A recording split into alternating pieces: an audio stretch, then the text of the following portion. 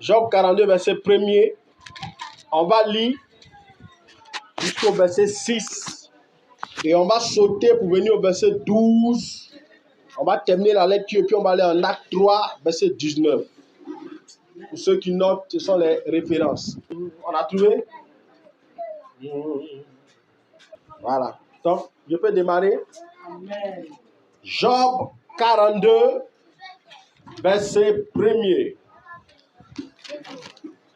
Job répondit à l'Éternel et dit: je reconnais que tu peux tout et que rien ne s'oppose à tes pensées. Quel est celui qui a la folie d'obscurcir mes desseins? Oui, j'ai parlé sans les comprendre de merveilles qui me dépassent et que je ne conçois pas. Écoute-moi et je parlerai. Je t'interrogerai et tu m'instruiras. Mon oreille avait entendu parler de toi, mais maintenant mon œil t'a vu. C'est pourquoi je me condamne et je me répands sur la poussière et sur la cendre. Verset 12. Pendant ces dernières années, Job reçut de l'Éternel plus de bénédictions qu'il n'en avait reçu dans les premières. Il posséda 14 000 brebis, 6 000 chameaux, 1000 paires de bœufs et 1000 annexes. Il eut 7 fils et 3 filles. Il donna à la première le nom de Sheminma, et la seconde celui de Kitsia, et la troisième celui de Keret Apuk. Il n'y avait pas dans tout le pays d'aussi belles femmes que les filles de Job. Le père leur accorda une part d'héritage parmi leurs frères. Job vécut après cela 140 ans et il vit ses fils et les filles de ses fils jusqu'à la 4e génération. Et Job mourut âgé et rassasié de jours. Amen. Amen. Acte 2. Acte 3, pardon. Verset 19.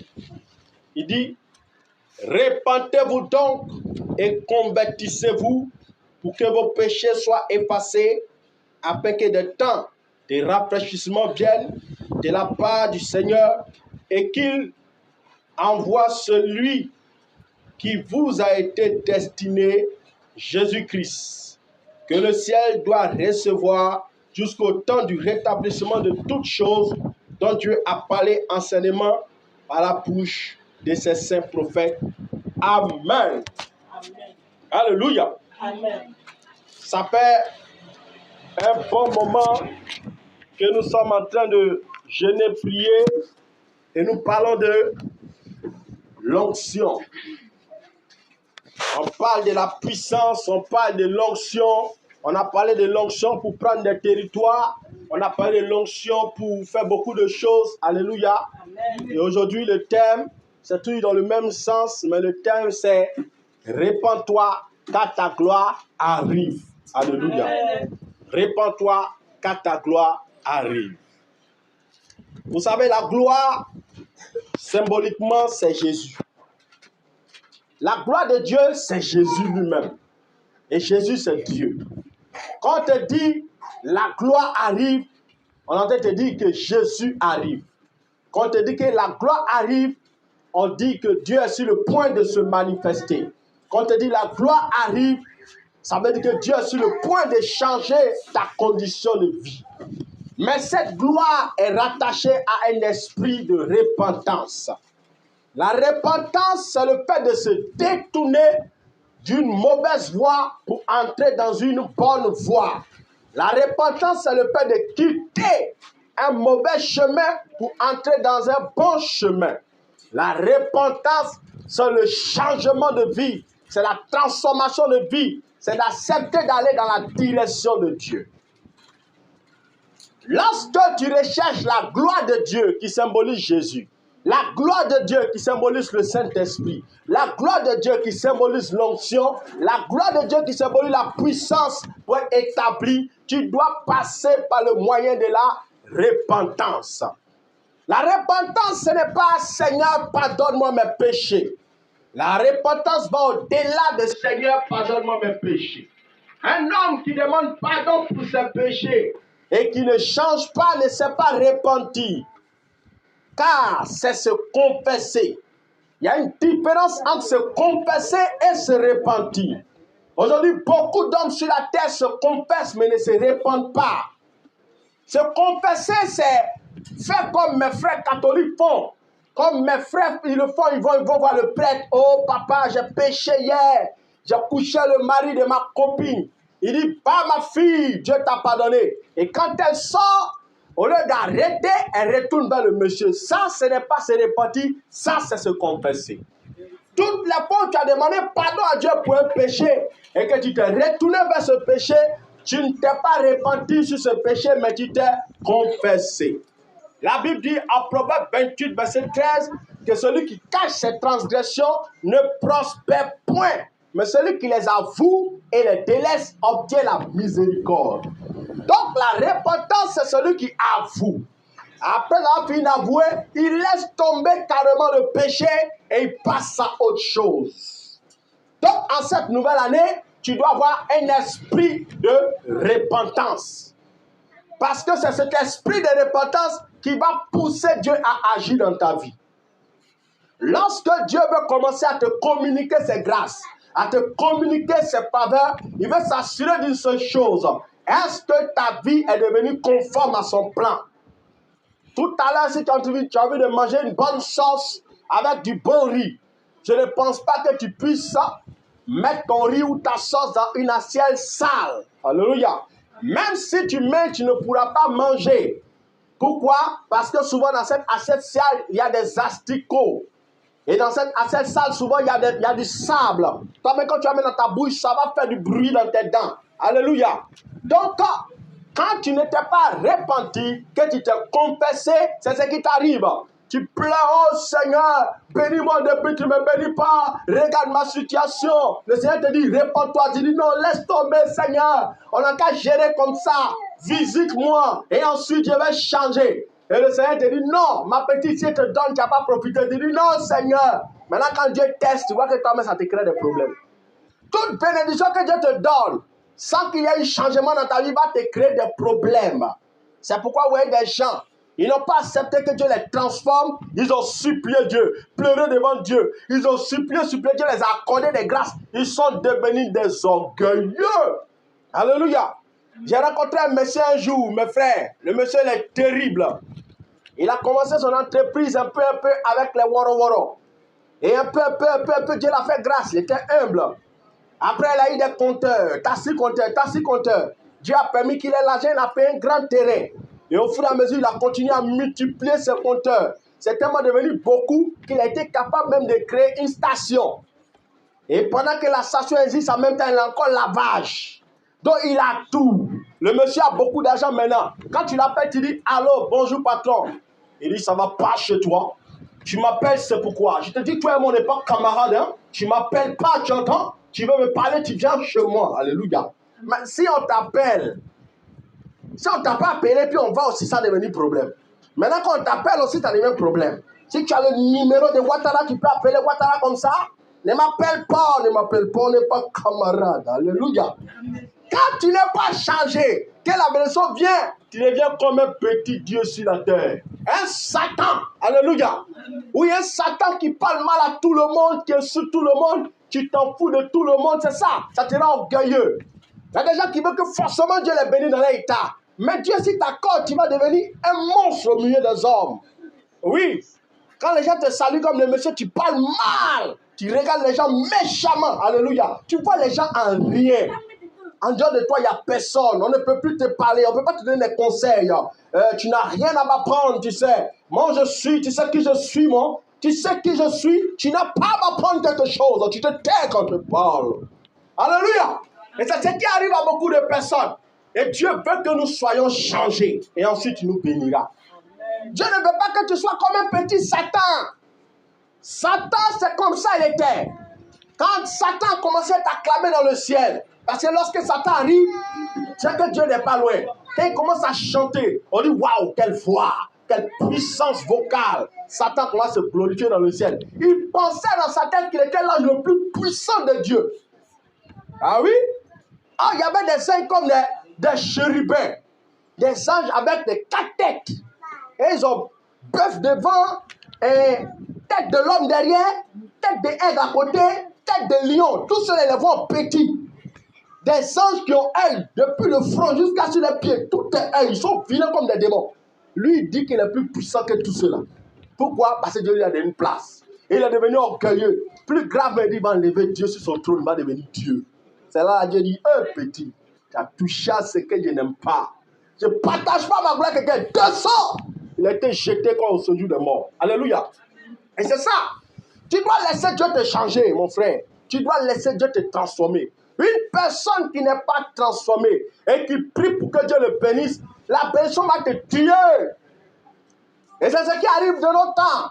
Il y a beaucoup de Samson au milieu de nous. Des Samson qui détellent les poteaux. Des Samson qui font des miracles. Alléluia. Mais Samson, on finit toujours par crever ses yeux à la fin.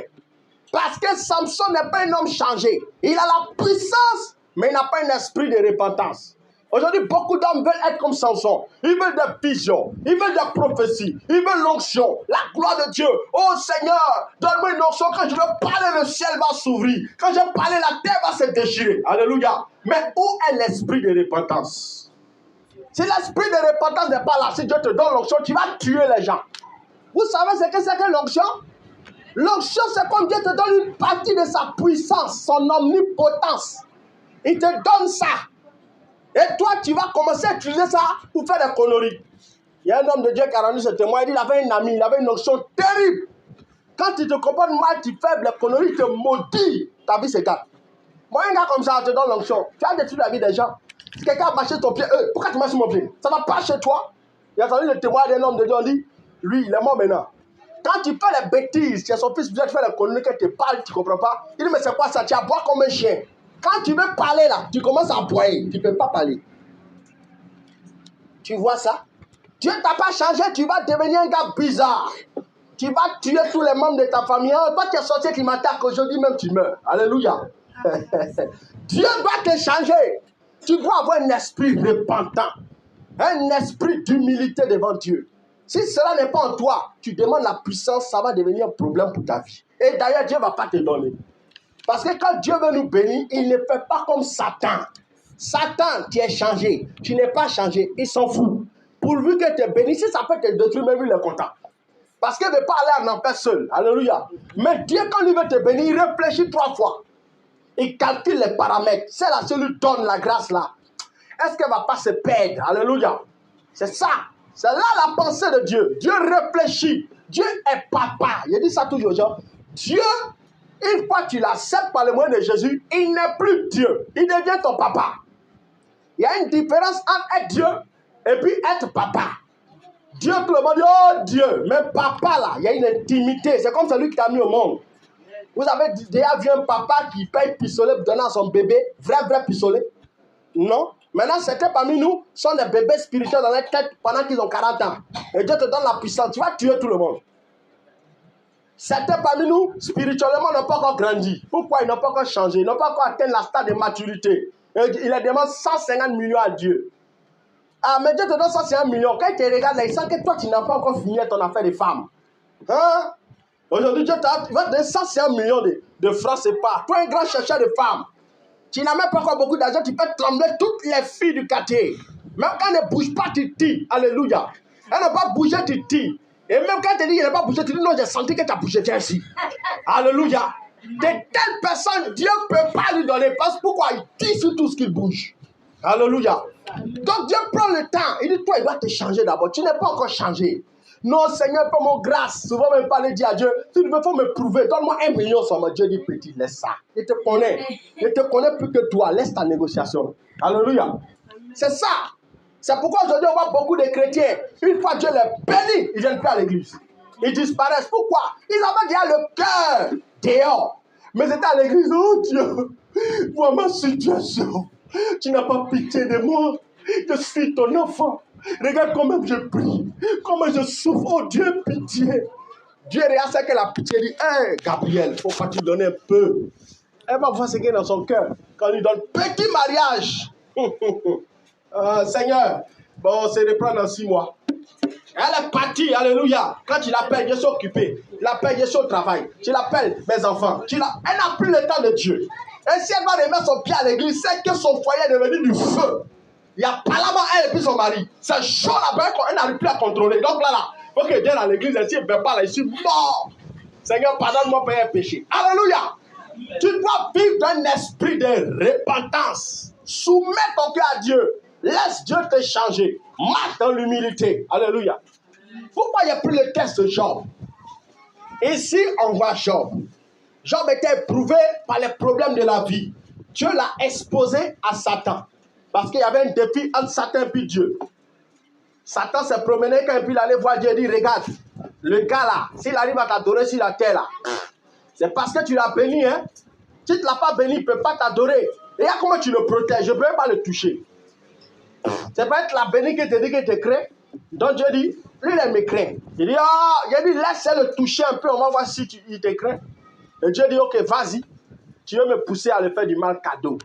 Va, je vais te démontrer que cet homme-là me craint. Donc Dieu a permis qu'il soit frappé par la misère, par la souffrance, par la maladie. Il souffrait. Et c'est pendant sa souffrance que Dieu a vu quelque chose aussi en Job. C'est vrai, la Bible dit que Job ne pécha point contre l'Éternel, mais Job a manifesté un esprit d'orgueil pendant son temps de souffrance. Le texte où il a lu, Job, à cette époque, quand ses amis lui parlaient, la seule chose qu'il disait, il dit non, lui veut voir Dieu face à face. Il doit plaider pour sa cause. Il n'a qu'à venir, il va lui poser des questions et Dieu va lui répondre. Alléluia. C'est pourquoi qu'on a lu dans le texte ici, il a dit, quel est celui qui a la folie d'obscurcir mes desseins? Il dit, oui, j'ai parlé sans les comprendre, des merveilles qui surpassent et qui me dépassent et que je ne conçois pas. Il dit, écoute-moi et je parlerai, je t'interrogerai et tu m'instruiras. Alléluia. C'est ce que lui pensait. Il pensait qu'il connaissait trop Dieu. Que comment Dieu peut permettre qu'il souffre comme ça? Donc il avait des questions à poser à Dieu.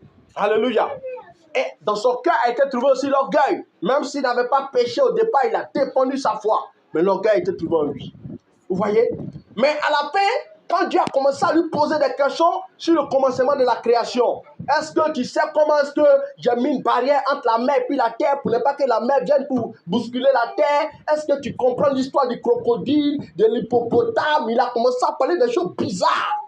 Le gars dit, ah Seigneur, pardonne-moi, hein. Moi je pensais que tu connaissais. S'il te plaît, excuse-moi. C'est là il dit, c'est pourquoi je me condamne. Sinon après il s'est déclaré juste. Il pensait qu'il était trop juste. Comment Dieu peut permettre ça? Oh, la Bible déclare que la justice de l'homme est comme un vêtement souillé. Elle dit, tout ce que l'on déclare, on est saint. Tu fais tout, tu es pur. Tu marches. Quand quelqu'un marche sur ton pied, tu dis, oh, pardon, que le Seigneur te pardonne. Quelqu'un te gifle, tu dis, oh, que le Seigneur te pardonne. La Bible dit que tout ce que tu fais là, on dit toute ta justice là, c'est comme habit souillé. Vous connaissez habit souillé? Un habit qui est sale, qui sent mauvais, c'est toute la sainteté de l'homme qui est là. Alléluia. Donc Dieu est en train de lui parler et à la fin, il se condamne et il se répand devant Dieu. Quand il s'est repenti d'un cœur sincère, quand Dieu a vu un esprit d'humilité en lui, la Bible dit que Dieu l'a béni au-delà de ce qu'il avait perdu.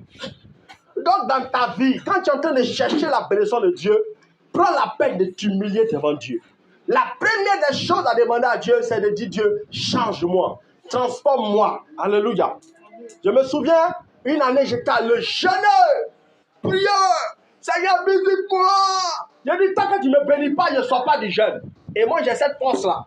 Quand je veux quelque chose, si elle est dans la présence de Dieu, tant que Dieu ne m'a pas parlé, ou même ne m'a pas visité, je suis là. Même si je dois taper 3 mois ici, là, je ne vais rien faire la période là. Pour ne pas être dérangé, mais je voyage. Je faisais ça, je peux voyager à la Soubré. Quand elle est chez ma grand-sœur, qui est venue faire quoi? Elle est venue gêner. Mais je dis, laisse ça. Je suis venu parler à Dieu. Je ne veux pas mettre ton foutu ou ton placali. Laisse-moi. Puis mon frère dans la maison, il va prier, il va prier. Tous les jours, il tape. Pardon, viens manger un peu. Laisse-moi, je vais chercher Dieu. C'est comme ça que j'ai dit avant. Donc je prie, et je prie, et je prie. 40 jours, rien. Je prie et dis, Seigneur, c'est que tu veux ma mort. Ici. Et puis, quand tu terminé, et Dieu m'a parlé. Je vois un ange qui vient vers moi. L'ange là, quand il a vu, il a voulu faire comme pour Jacob, il a voulu sauter sur lui pour l'attraper. Il a senti qu'elle allait faire ça, il a poussé d'un vol rapide comme Paul s'est déplacé. Il a vécu cette scène-là. Et puis il me dit, il a voulu couper. Il a dit, mais pourquoi depuis là, Dieu ne veut pas me bénir? Il dit, je n'ai pas cette réponse. Il dit, non, si tu as envoyé ça, que tu as quelque chose à me dire. Et puis un coup comme ça, il a senti comme si Dieu lui avait parlé. Non, Dieu est fort. Hein. Et puis il me dit, l'Éternel te couronnera, mais l'Éternel se repentira. Mon cœur coupé. Hein? C'est quoi ça? Mais moi, il vient pour... Je n'ai prié pour que Dieu me bénisse. Ces paroles, c'est là qui sont. Tu n'es pas encore prêt, petit. Tu es en train de forcer. Si Dieu te donne, il va se repentir. Et Dieu a fait, il a fouillé, comme je disais beaucoup la Bible, il a fouillé dans la Bible. J'ai vu que Dieu s'est repenti, c'est un homme, c'est Saoul. Dieu a pris Saoul, il a établi roi. Mais Dieu s'est repenti de lui, lui, je ne le veux plus comme roi. Il prie, Dieu ne lui parle plus. Il va même péticher sans voix. Alléluia. Parce qu'il a fait des bêtises, il péchait contre Dieu. Il s'est joué les prophètes, les sacrificateurs, il désobéissait à la voix de Dieu. Ça m'a fait peur. J'ai compris qu'un enfant de Dieu doit apprendre à écouter Dieu, à s'humilier, à ne pas forcer la main de Dieu. Quand tu forces trop, que Dieu te fait grâce, il y a un danger derrière. Apprends à être humble devant Dieu. Quand Dieu te dit attends, alors attends. Quand il dit tu n'es pas encore prêt, comprends. Ça lui connaît.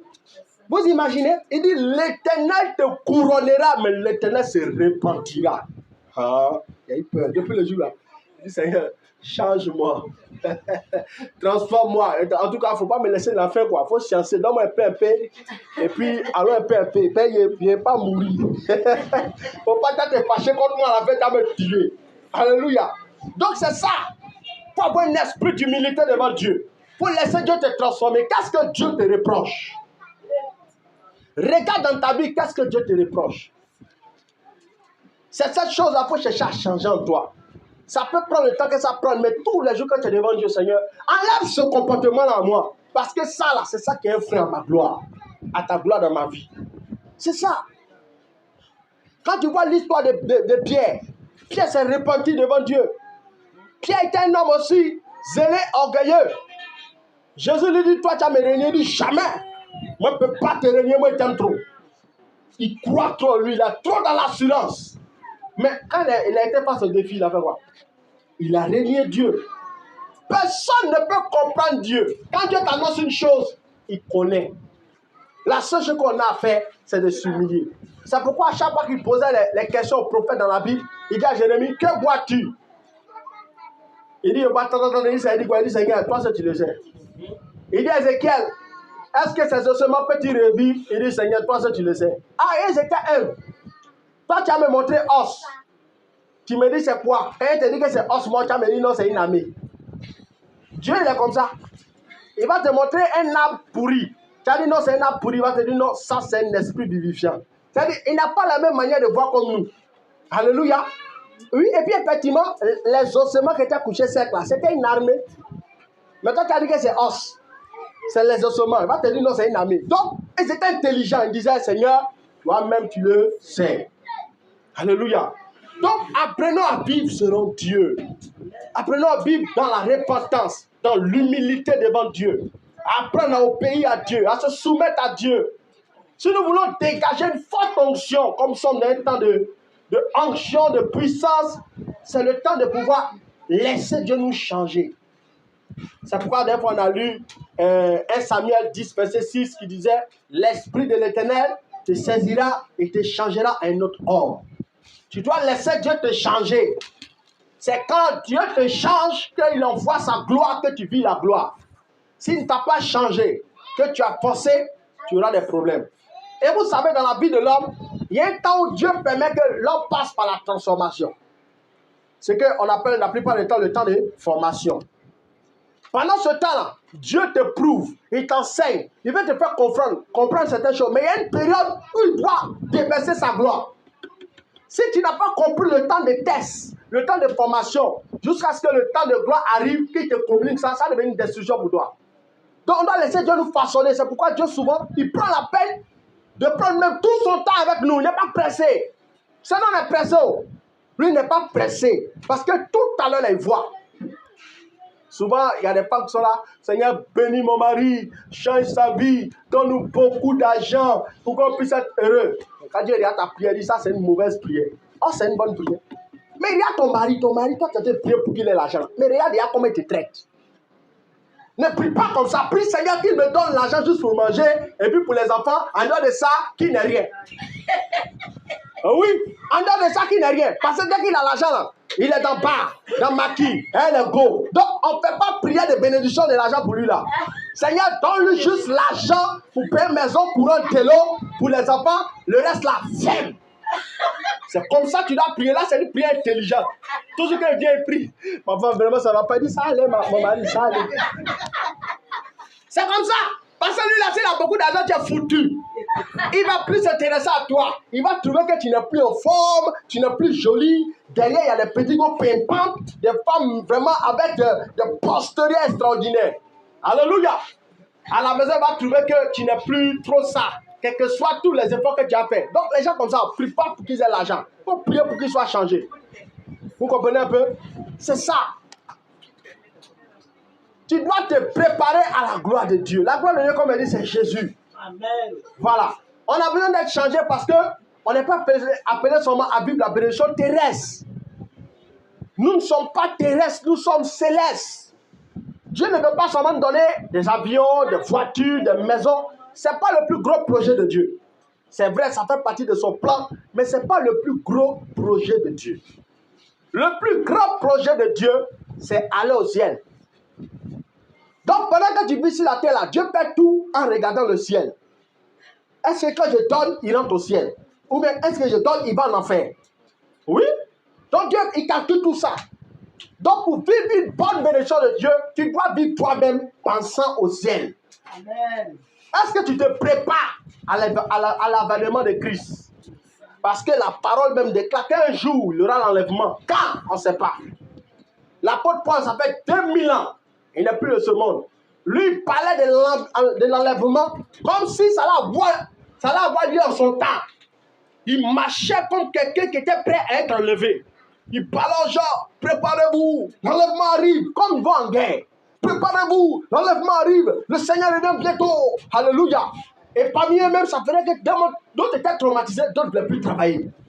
Ils disent que le Seigneur Jésus revient bientôt. Donc tu le vois, il marche comme ça, pieux. Faut pas, quand il va marcher son pied, il va rater l'enlèvement. Alléluia. Et l'apôtre Paul les a repris pour dire non. Travaillez. Pendant que vous travaillez, préparez-vous à l'enlèvement. Mariez-vous. Mais pendant que vous mariez, préparez-vous à l'enlèvement. Alléluia. L'enlèvement va se produire quand? On ne sait pas. Peut-être que c'est pendant que ça te prêcher. Pow! La trompette sonne. Est-ce que tu es prête? Est-ce que tu es prêt? C'est ça. L'enlèvement peut venir à tout moment. Parce que c'est quelque chose que Jésus a prédit. Ça fait 2000 ans. Jésus même au ciel, là, son plus grand rêve, là, c'est ça. Mais quand il regarde, là, il sent que l'église n'est pas encore prête.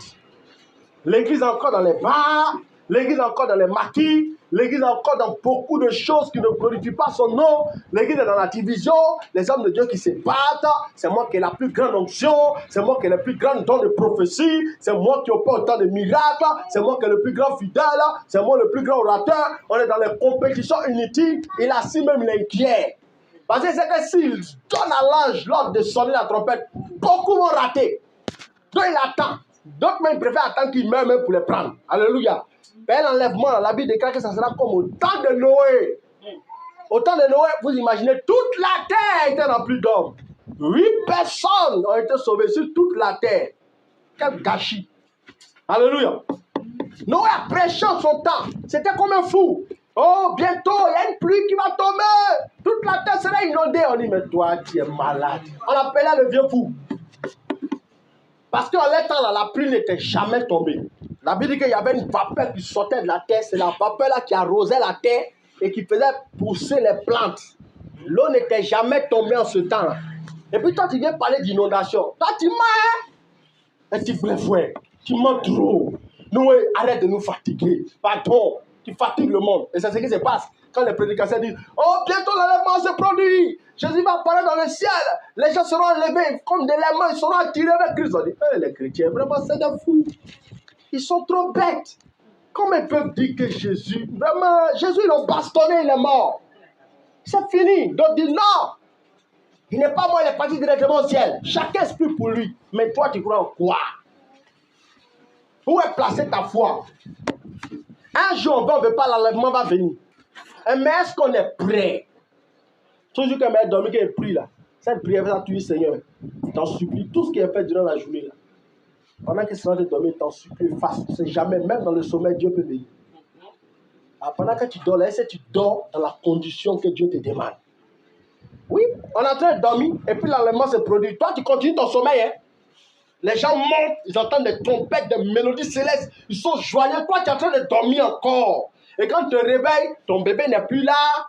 Si ton mari craignait Dieu, il est parti. Chérie, tu es parti où? Tu es allé au travail. Bon, lui là, mais vraiment, il ne regarde même pas. Tous les jours, il sort, il s'en va comme ça, il ne me dit rien. Il est trop gawa.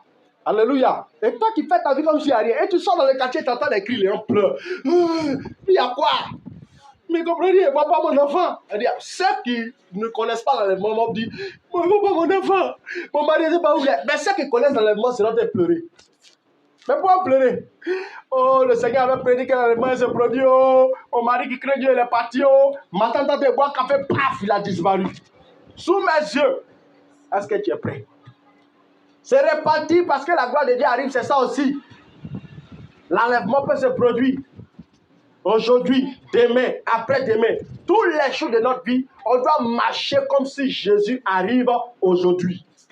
C'est ça. Aujourd'hui, nous les chrétiens, on n'aime plus ce genre de messages. On aime les messages spectaculaires. Oui, on ne peut pas venir faire toujours tous les cultes, même chose. Où on prêche les choses sensationnelles, les choses fortes, les motivations. Non, souvent on doit nous préparer aussi au ciel. Le ciel, c'est important, mes amis. Si on est devenu chrétien pour atteindre le ciel, alors on est devenu chrétien pour rien. Parce que la seule chose qui pousse quelqu'un à devenir chrétien, c'est à cause du ciel.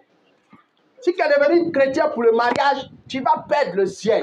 Tu es devenu chrétien pour l'argent, tu vas perdre le ciel. Parce que Dieu reconnaît là, il va te donner. Maintenant qu'il vient te donner là, il n'y a pas d'autre derrière. Tu as déjà eu tout, tu as fait quoi Dieu? Donc l'essentiel là, ça doit être d'abord le ciel. Où tu as placé ton cœur. Là où est ton trésor, là sera ton cœur. Là où est ton trésor, là sera ton cœur. Alléluia. La plupart des temps, nous sommes portés vers la direction de nos pensées. Où est ta pensée? Quand ça ne va pas, tu réunis Dieu, ou tu continues dans le Seigneur. Quand ça ne va pas, tu abandonnes les voies de Dieu, ou tu continues dans le Seigneur. Moi, je dis ça toujours aux gens. Ce qui m'a donné la force de tenir dans la foi aujourd'hui, c'est la pensée du ciel. Ce n'est pas autre chose. Parce que quand je me suis converti là, j'ai souffert. J'ai souffert. J'ai vraiment souffert. Alléluia. Mais il y avait une seule pensée, aller au ciel. Tu t'imagines, j'avais beaucoup de millions et tu te retrouves dans une condition où tu dors dans l'église, où tu n'as pas l'argent pour payer l'eau pour te laver, pas l'argent pour manger, n'est-ce qu'un pain avec condiment. Mais tu regardes tout ça là, et puis tu dis non, les choses anciennes sont passées. Aujourd'hui, c'est dans la nouvelle vie, aller au ciel. Et tu es concentré, tu es persécuté, incompris des hommes. Tu es persécuté au point même que tes pasteurs te persécutent. Tu as déjà vécu ça? Où tu es persécuté, même tes pasteurs te persécutent, on ne te comprend plus. Alléluia. Ah oui, oui, oui, j'ai été persécuté comme ça. Il y avait un de mes pasteurs, je n'ai jamais oublié. Il me salue un jour et puis il me dit, toi, je serai ton persécuteur numéro 1.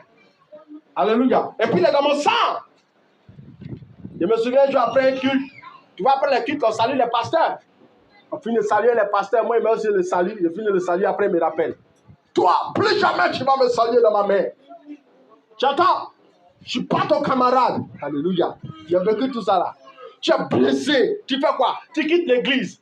Tu retournes dans le monde ou tu continues? Tu es devenu chrétien pour un pasteur ou bien pour Jésus? Ah oui. Tu es devenu chrétien pour un pasteur ou pour Jésus? Moi, persécute-moi comme tu veux. Je suis au couille à Jésus. Abandonnez-moi comme vous voulez, je m'en fous. Jésus ou rien. Ah oui, oui, oui, oui. C'est pourquoi moi, quand je me suis converti, mes parents m'ont pris pour un taré. Mon grand-père m'a regardé comme notre et il fait comme toi. Et là, il y a un boulon qui a pété dedans. Alléluia. Pourquoi? Il ne me comprenait plus. Kamikaze. Jésus ou rien. La mort ou rien. Alléluia. Si je vis pour Christ. Mais si je meurs, je dois aller au ciel. Où est ta pensée? Tu dois vivre pour Dieu. Et vivre dans ces conditions, c'est d'accepter de souffrir pour le Christ. Où souvent tu es méprisé, abandonné. Tu n'as pas de quoi manger. Ton mari même ne te considère pas. Rien ne va dans ta vie. Job a vécu ça, mais il n'a pas abandonné.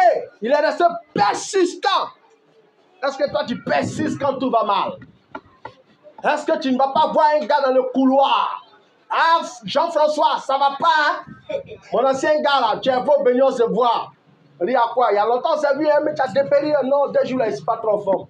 Tu es en train de te préparer à rétrograder comme ça. Hein? Tu n'as pas un poulet pour moi le soir là? Et puis, paye un poulet 3500. Il dit, ah, mais il y a longtemps, après, c'est retouché. C'est vraiment, il y a 10 000 le soir là, toi, tu vois, c'est chaud si toi. Tiens, alors, tiens, depuis le prix, il ne voit rien, c'est chaud. Alors, ah, alléluia. Tu vas te verser quelque part là-bas. Laisse ça, sois concentré. Mais pour Dieu, au ciel, là, la Bible dit que le goudron du ciel, c'est en or. Goudron qui se casse ici, là, la Bible dit quand il est Apocalypse, c'est en or. La matière, une grande matière pour laquelle les nations se tuent. Regardez aujourd'hui, on voit l'Ukraine, la Syrie, on voit États-Unis, IRSS, tout cela faut parler à cause de l'or, à cause du diamant. Quand tu veux rentrer dans le ciel, là, la porte du ciel, là, c'est les pierres précieuses. Tu n'es même pas encore rentré dedans. Donc là-bas, il y a des pierres qu'on n'a pas encore touchées sur la terre ici. Goudron, c'est en or. On se tue pour or ici. La Bible dit qu'au ciel, là, le goudron, sur lequel on marche là, c'est en or. Voiture là-bas, c'est chat de feu. Tu es parti. Tu te déplaces à la vitesse de la lumière. Alléluia. Tu vas voir Dieu face à face. La Bible dit qu'on sera au ciel là. Dieu ne va plus cacher son visage, on le voit. Parce que Jésus est beau. Si tu pensais qu'il a les yeux verts, tu vas voir ses yeux verts. Tu penses qu'il a les yeux en feu, tu vas voir ça là-bas. Jésus sera là face à nous. Hein, le Dieu que tu as assez prié en esprit, tu ne l'as jamais vu, tu as cru en lui. On dit sera là, face to face. Tu vas voir Gabriel, l'ange Michael, Gaïa, elle est 3 mètres, 4 mètres. Alléluia. Il y a des voix de tonnerre auprès de toi. Hein? Les trucs comme ça n'inspire pas les chrétiens. Hein? C'est Seigneur, donne-moi l'argent. Seigneur, toi-même, tu vois le mariage, là, depuis ça ne vient pas, il te dit, hein, tu es dans 6 mois, tu ne vas pas visiter, toi, on se laisse. Tu es fatigué de tes choses là. Alléluia. Des voyous spirituels dans la maison de Dieu. Ils garant Dieu, ils le menacent. Alléluia. Pensez au ciel. Quand vous allez penser au ciel, là, vous allez attraper votre cœur. Vous allez attendre le temps de Dieu pour vous bénir. Amen. C'est comme ça. Donc, ayez un esprit humble devant Dieu, un esprit humilié. Soyez patient avec Dieu. Vivez dans la crainte de Dieu.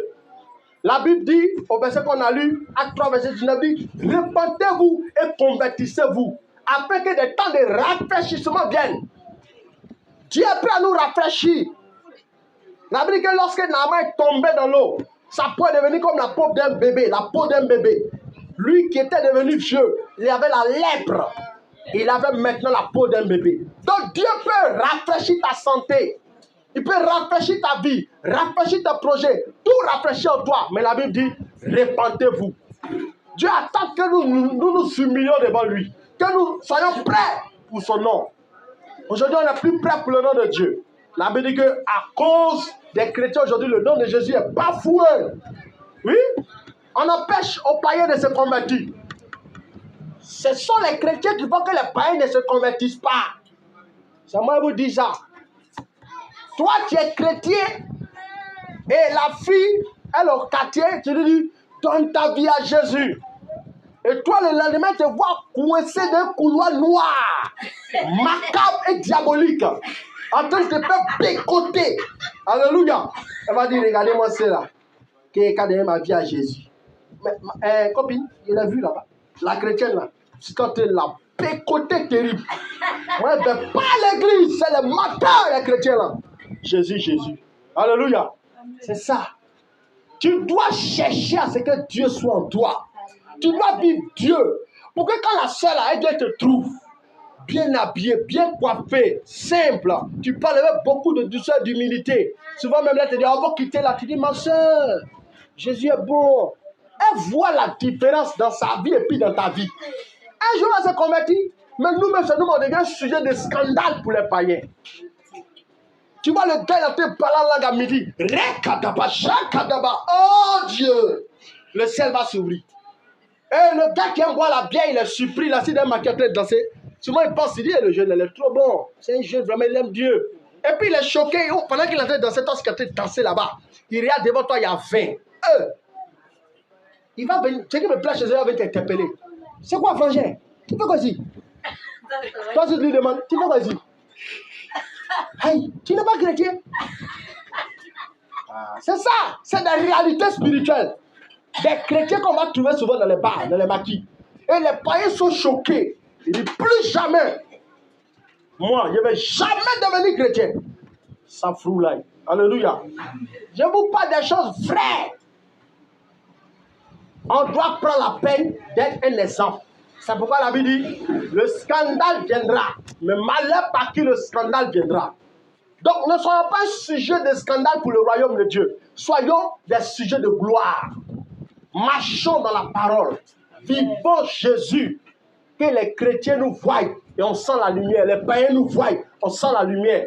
Et tu deviens un modèle pour un chrétien qui est refroidi. Quand il te regarde, il dit, mais toi, ça fait 10 ans, tu as la même ferveur, la même crainte, la même manière de vivre. Vraiment, je veux te ressembler. Tu es devenu un modèle pour moi.